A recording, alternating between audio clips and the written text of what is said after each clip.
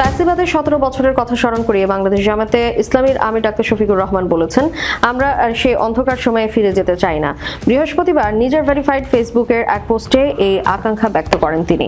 জামাত আমির বলেন, মত প্রকাশের স্বাধীনতার জন্যই জুলাই ফ্যাসিবাদের 17 বছরে বর্তমান সরকারি দল ও আমরা উভয় পক্ষই স্বাধীনতা মত প্রকাশের ক্ষেত্রে দমন পীড়নের শিকার হয়েছি। ভিন্ন মত দমন নয়, স্বাগত জানানোই হোক নতুন রাজনৈতিক সংস্কৃতি। তিনি বলেন, বিশ্বের সব দেশের মুসলমান ভাই ও বোনদের রমজানুল মোবারক। এই রমজান সবার জীবনে মহান রাব্বুল আলামিনের রহমত, মাগফিরাত ও নাজাত নিয়ে আসুক, সঙ্গে একটি বরকতময় ঈদ উল ফিতর।